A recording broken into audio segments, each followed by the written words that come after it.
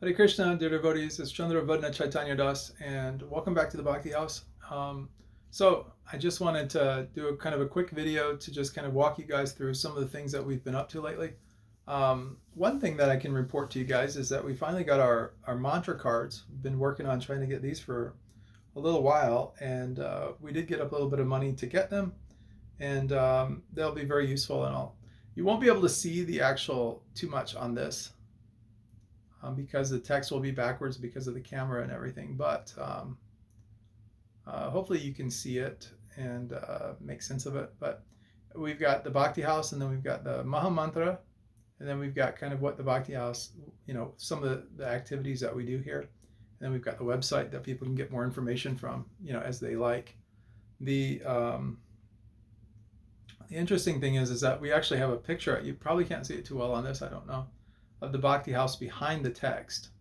And we've kind of got like our branding and stuff like that, kind of that blue, silver, white, grayish kind of branding colors and everything that we use for the website and everything.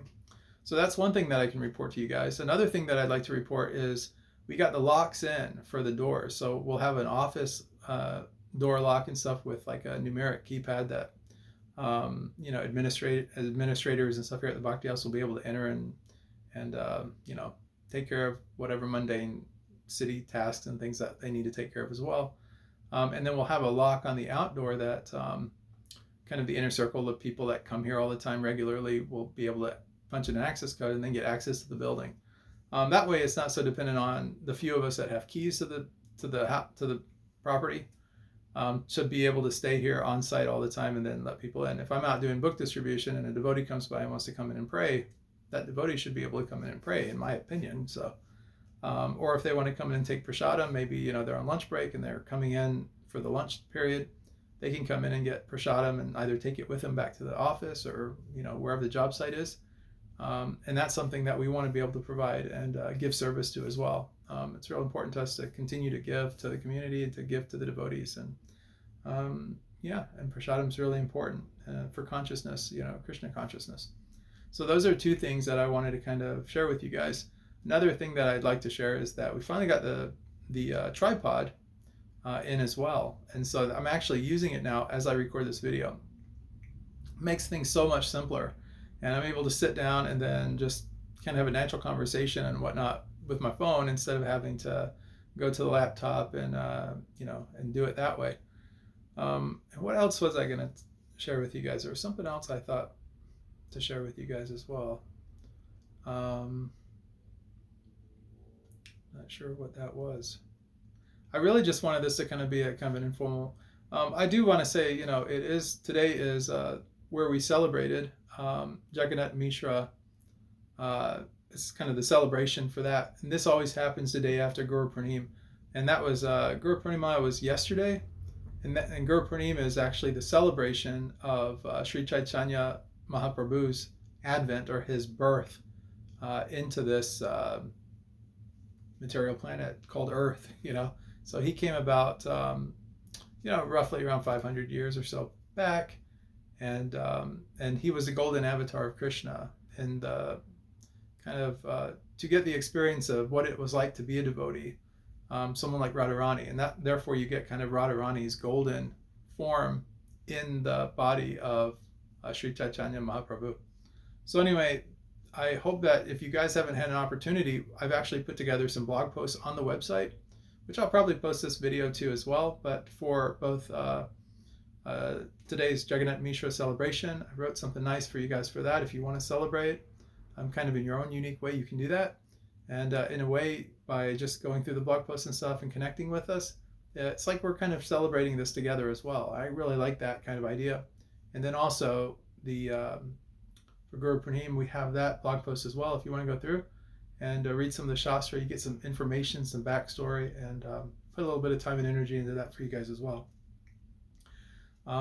Definitely would be time well spent, I believe. At some point, I would like to start doing a reading time at some point throughout the week where we can actually get together, do some reading, and I'm just not sure the best times that would work. So if you guys have any advice for me on that, when would really work well for you. I'm on the Eastern time zone here in the United States. So if you're in a different time zone and you're saying, well, 7 o'clock U.S. time on the Eastern time zone, New York time, is not going to work for me. What time would work for you? Because I promise you, I'm probably a lot more flexible with, what I could do for you maybe than what you're able to do or get to. So whatever I can do to kind of help the devotees. And if we have to have multiple readings, hey, I'm all for that. I like to read a lot, especially when it comes to reading about God and his pastimes. So it's always really great and always a lot of fun. Another update that I was going to share with you guys. So the website, so the bhaktihouse.org website, this past week I've really been putting a lot of energy into it, not just posting content, but also in optimizing that content more for search engine optimization and AI optimization. And a big part of that is kind of the behind the scenes technical SEO. And that involves a lot of the just making, when a page loads, it loads really fast. Google really likes that. And they reward sites that are fast, and they penalize sites, unfortunately, that are slow. Slow page speed doesn't work too well. One second. So the reality is that I want it to be a good user experience for you guys when you go to the website. So you're not just having to wait forever for a page to load and that kind of thing. So I really went in and did a lot of work in that direction. And another thing that I did a lot of work too is also the security side of the website. So sometimes when you get websites, you'll have spammers that like to come in and try to steal your content, and even AI bots and different things, they'll come in and steal our content and regurgitate it and give it out. Now, I'm not exactly opposed to that per se, but just out of good practice, I went in and put the restrictions in where they can't do that now. So, that's just one other kind of security level that we have on there as well. But I still made it to where it's indexable by the search engines like Bing and Google and so on. So been doing a lot of actual kind of technical SEO work, a little like office kind of work in that direction. So things are coming along, and I've taken all the images, and we had some 80 some odd blog posts on there now. So if you're ever bored and you want something to read and you want to learn something kind of cool about Bhakti or Krishna consciousness, we have that content available for you to kind of be able to check out and so on. So yeah, definitely take advantage of it. And so I made those changes, and then I just looked a little bit ago on the website and stuff, and it did load a lot faster. I noticed those pages were going a lot faster. And so ran some different tests and everything. And so, yeah, they're doing pretty good. So I'm hopeful that we can continue to keep our quality up and continue rolling things out and making things really nice for you all. If you have any questions or anything like that, or if you just want to reach out for support, I'm always here for you guys. I mean, I hope you realize that. There are a few of you from time to time that will connect with me and reach out to me, and you just want to vent, or you want to, in a church, they'd probably call it pastoral counseling, as far as something like that. I just like to think of it as maybe spiritual counseling. If you want some spiritual advice or just life advice, I'm a monk and everything, but it doesn't mean that I'm not in the loop when it comes to other people and, the kind of situations that they're facing and everything. So please definitely, don't hesitate. If you run into a situation, please reach out and connect with me. I truly like helping people and connecting, and it's also how we build a relationship, right, with one another. And that's exactly what I'd like to do with all of you guys. I'd like to have a wonderful relationship with everybody watching, and being able to connect with you and share, what we do here at the Bhakti House and everything. And I've been promising this for a while, but eventually I'm going to get you guys kind of a tour of the Bhakti House, so we can kind of give you guys an idea of where we're at right now. If you guys have not become members yet, if you want to become a member, that would be fantastic. It would help us monetarily when it comes to paying the bills every month, and just, building the Bhakti House up and getting all the legal things that we need to get taken care of with the city and stuff here. And we had a special assessment of like $11,000 that we have to pay over the next 10 years at a 3% interest rate. And, we're just a tiny, small nonprofit, but that's a bill in front of us that, hey, we were not anticipating. The electric bills, because this is a commercial building, it's a pretty good sized building, they're pretty astronomical by comparison to what, like, if we were doing this out of a small home or something like that. But, this is what Krishna wanted, so this is what we got. And so far, the bills have been maintained, but there have been some nervousness, some nervousness there, I won't kid you. But, we try to keep it positive. But all of our expenses, everything we spend money on, is in the description on the homepage, like in our register log. As far as food and everything goes and whatnot, we've been really blessed in the sense that people have helped us with actual food donations as of late. So we haven't really had to go out and purchase food or make any of those kind of purchases. It's really just been like the electric and the gas and the bill, and then the water bill for the city, the water and sewer bill for the city. And we are, as I promise you, we're very conservative. I mean, the lights very rarely are ever on here unless we're like recording something or teaching something or holding some kind of class or some kind of space. And as far as the gas goes, we have the stove and everything downstairs that we use, and then we have the furnace here in the wintertime.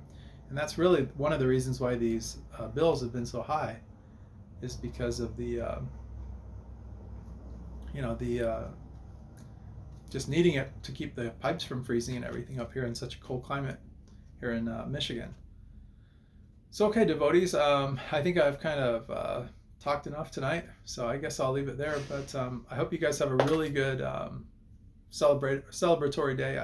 This is Wednesday, so it's hump day, so it's not too long before we get to our Friday night kirtan. And I hope you guys have been taking what we kind of shared on Friday as far as the music, like for the Prabhupada Pranati, and then for the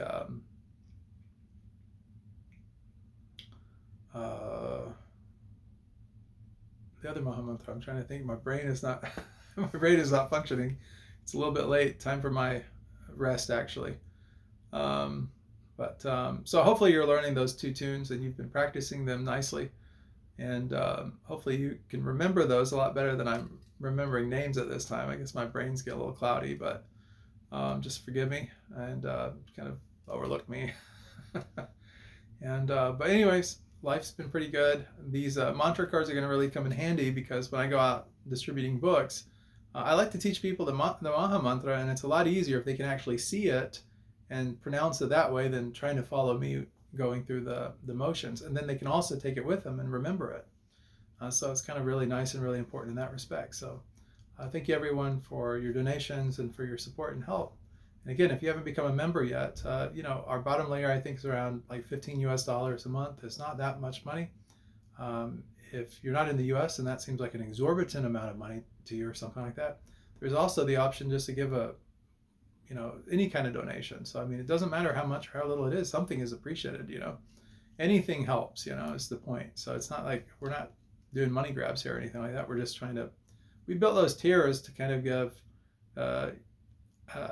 we could give our heart or give our support to people that are supporting the family, so we all help each other out, and just kind of see like who wants to really kind of, join the Bhakti house and kind of just be an active supporter instead of just a passive, observer, something like that. But we love our passive observers also. So if you're a passive observer and that's what you got, we appreciate you. Just your views alone are enough for us. And if you get anything at all, that's where our heart is. That's what we want. So it's not about the donations. It's all about the love. So anyways, much love and many blessings. I will see you guys on the next episode of the Bhakti House. Maybe it'll be Friday. I mean, of course it'll be Friday, but maybe it'll be before Friday. I don't know. I kind of like having these little kind of little get-togethers with you guys and everything. So anyways, see you guys soon. Haribol.